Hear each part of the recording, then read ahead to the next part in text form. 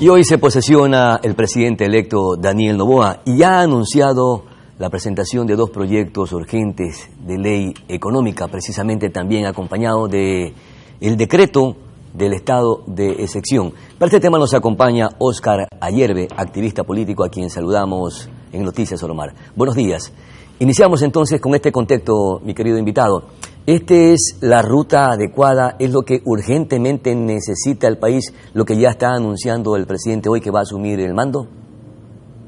Bueno, efectivamente el día de hoy es un hito histórico para el país. Nunca antes un presidente electo es posicionado a mitad de tiempo de un periodo de elección que en el 2021 eligió al presidente Lasso y que por las coyunturas que ya el país conoce, un enfrentamiento visceral, frontal, que conllevó un juicio político que todavía no está concluido y estoy seguro que en los próximos días va a continuar para terminarse el proceso.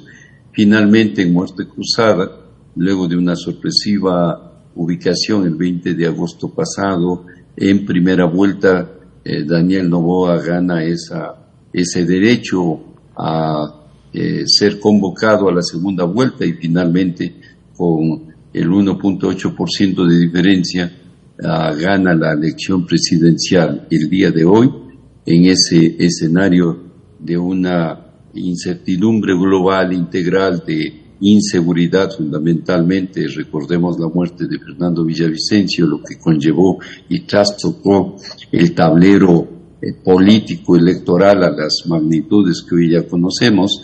El presidente Noboa tiene 2 escenarios concretos que atender. El primero es la seguridad y el segundo es el tema económico y para ello priorizó su presencia en la Asamblea Nacional en el acuerdo y pacto político con socialcristianos, correísmo, la parte económica y controla las 2 comisiones, tanto la de desarrollo económico como la de régimen económico y tributario en la Asamblea Nacional. Es decir, que inicia muy bien entonces con estas 2 disposiciones y este decreto que viene acompañado precisamente con el estado de excepción. Pero ¿qué tiene que priorizar o qué viene detrás de este estado de excepción inmediatamente? Bueno, esa es la segunda prioridad porque tiene relación directa a lo que debe ser un proceso inmediato, yo diría casi instantáneo, para que las comisiones que están controladas en cambio por el correísmo puedan producir las aprobaciones correspondientes de leyes emergentes vinculadas a la seguridad del Estado y los ciudadanos. Y por lo tanto estos 2 ejes van a tomar más o menos unos 30 días de ejecución y antes que termine el año tendremos los 2 objetivos primarios ya en ejecución. Es decir que el acuerdo legislativo al que llegó el presidente electo Daniel Noboa con estas agrupaciones políticas en las que está inmersa la Revolución Ciudadana fue la más acertada, tomando en consideración que esto le va a permitir lo que siempre se ha sostenido, la gobernabilidad. Al presentar estos proyectos de ley, inmediatamente serán tramitados en la Asamblea Nacional. Yo creo que hay que entender perfectamente el tema legislativo y de fiscalización. En cuanto a lo legislativo, lo que requería y requiere son 70 votos para aprobar las leyes que él requiere y obviamente con su capacidad de veto o su aceptación y firma de la correspondiente ley puede obtener y lograr lo que él requiere. Por eso es que con 85 asambleístas, excluyendo a los correístas, podía lograr sus propósitos. No lo podían hacer, en cambio, alcanzar una mayoría que permita controlar la Asamblea Nacional. De las 15 comisiones, 6 controla el correísmo, 5 ADN y 4 los socialcristianos. Es decir, de 15 presidentes, 15 vicepresidentes, el 100% lo tienen estas 3 organizaciones políticas. En cambio, para el tema de fiscalización. Ese es ya otro cantar. Y más aún cuando se proponga, por ejemplo, temas como amnistías. Claro, ahí la Revolución Ciudadana tiene su propia agenda. En todo caso, mi querido invitado, son 3 decisiones importantes que ha tomado y que aparentemente son cruciales al iniciar el mandato del presidente Daniel Noboa, es decir, estos acuerdos con estos grupos políticos y también la presentación de estos 2 proyectos de ley de manera urgente, además del decreto de estado de excepción. En torno a la reforma tributaria, ha dicho el presidente que no subirá impuestos. ¿Apostará, usted cree, a los incentivos tributarios? Yo creo que en esa materia Daniel Noboa conoce perfectamente lo que hay que hacer. Él ha manifestado multiplicidad de veces que él tiene una prioridad para la reactivación económica y en ese sentido es absolutamente fundamental, vital, porque recibe un país en crisis económica nunca antes vista, con un déficit presupuestario gigantesco y con una represión de flujo de caja muy, muy grande, de tal manera que la mayor posibilidad de atención, capacidad va a ser orientada a la reactivación de actividades en empresas que prácticamente 500,000 de personas naturales y jurídicas están en quiebra, principalmente muchos de ellos deudores de buena fe que no pueden activarse por los impedimentos que tiene el COA, el Código Orgánico Administrativo, que impide que puedan reactivarse y reestructurar deudas en virtud de que hay que pagar el 20% de entrada y la diferencia, el 80% en 2 años. Si alguien tiene una deuda en el BIES y hizo un préstamo 25 años o 30 años, ahora tendría que pagarlo en 2 años, no con cuotas de $250, sino con cuotas de $5,000, $6,000, lo cual hace imposible.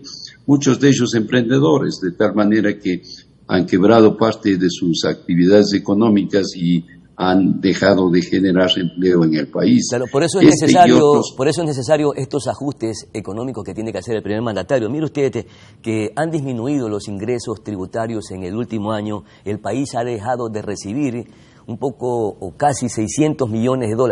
¿Cómo cubrirá estos montos si tenemos también un presupuesto desfinanciado? Eso está absolutamente claro y concuerdo. En esa materia el presidente Noboa, creo que en el ajuste de el proyecto de ley ya listo para ser reenviado a la Asamblea Nacional puede de inmediato ser ejecutado y topar temas que produzcan generación de empleo y reactivación de actividades empresariales y de emprendimiento. Y esa es una prioridad absolutamente clara y certera. Por eso la atención que él ha prestado para que en la Comisión de Desarrollo Económico con Karina Subía de ADN y en la Comisión de Régimen Tributario con su delegado principal, Natalie Delgado, puedan entonces orientar y seguir estos planes y estrategias ya debidamente presentadas. Además de la crisis económica que estamos enfrentando y el déficit fiscal que enfrenta el país, tenemos la crisis energética. Esta es otra de las propuestas o proyectos de ley que presentará inmediatamente el presidente electo Daniel Noboa. Está bien encaminado también que se resuelva esta grave problemática que estamos atravesando los ecuatorianos.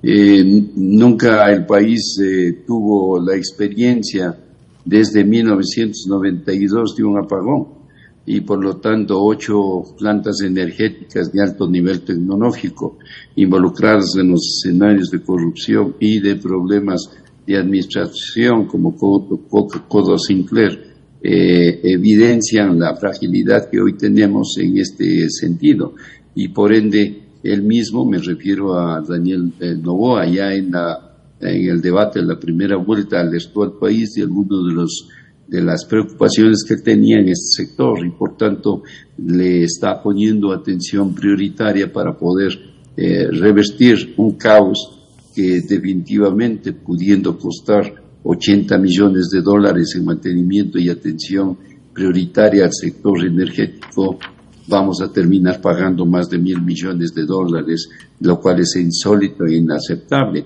Los responsables deben ser sancionados y el país no puede seguir perdiendo miles de millones de dólares cuando cada vez se va la luz y todas las actividades, sin ninguna duda, afectan la economía individual, empresarial y de todo el país. Dos cosas finalmente.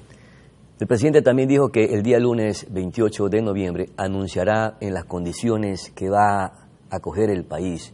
Y eso deja mucha preocupación e incertidumbre, aunque los ecuatorianos ya conocemos y palpamos estas realidades. Pero también al momento de escoger a quienes formarán el gabinete presidencial, lo ha estado haciendo, no sé si continuo o la percepción es que no reúnen los requisitos, los perfiles para que sean parte del gabinete presidencial. ¿Cuál de estas dos percepciones es la que más probablemente esté acertada o acercada a la realidad? Creo que él recibe en las peores condiciones, ese será el dictamen final. Creo que la transición ha sido un fracaso. Creo que el gobierno de Lasso no le ha dado las facilidades para conocer exactamente la realidad en la cual están entregando cada una de las áreas de las instituciones de Estado. Creo que muchos de los perfiles que el presidente Noboa ha elegido no son los mejores. No se puede comprar 2 kilos de experiencia en una tienda de la esquina ni en ningún supermercado. La experiencia se lo gana con la vivencia de años y años y años de ir fortaleciendo el conocimiento y también el espíritu de hombres y mujeres que con esa capacidad pueden entonces aportar de mejor manera. La juventud, el ímpetu, su inteligencia, su capacidad es indudable y absolutamente necesaria, pero es un balance armónico de juventud, conocimiento, preparación y de experiencia lo requerido, sobre todo en momentos de crisis del país, y por lo tanto creo yo que a corto plazo el presidente Noboa va a tener que ir corrigiendo los nombramientos que ha ido ya realizando para enfrentarse a una realidad inédita. Y la primera que él tiene que entender es que si quiere ser reelecto no puede cometer errores políticos. Más del 32% que sustentó su campaña electoral en segunda vuelta y apoyaron su elección provienen del anticorreísmo y por ende, cuando él quiera nuevamente a corto plazo, en el próximo año, requerir de ese apoyo, van a pensar 2 veces antes de darle el voto en la primera vuelta y probablemente elementos como errores que impliquen no apoyar el juzgamiento de una institución que es absolutamente contaminada y corrupta como el Consejo Nacional Electoral. Si él pretende presentar una propuesta de consulta, va a perderla. De tal manera que tiene que pensar detenidamente y estratégicamente cómo va a lograr enfrentar todos estos escenarios en tan corto tiempo, inédito, histórico, porque además de gobernar apenas un año y medio, un año y 4 meses, también perfecto, va a confrontar de inmediato una reelección. Perfecto. Y más allá de que el presidente haga las cosas bien o medianamente bien, es importante el bienestar de los ecuatorianos. Históricamente nuestro país definitivamente asume un compromiso difícil, vivimos momentos de crisis y también de hostilidad, y ojalá que se reúna de los mejores hombres y mujeres para resolver los problemas acuciantes que tiene el país. Muchísimas gracias, mi querido invitado. Muchas gracias. Por participar en el programa Noticias Solomar. Muchísimas gracias. Muchas gracias. Muy gentil. Esa es la aspiración del país. Efectivamente. Vamos a nuestra pausa publicitaria, ya volvemos.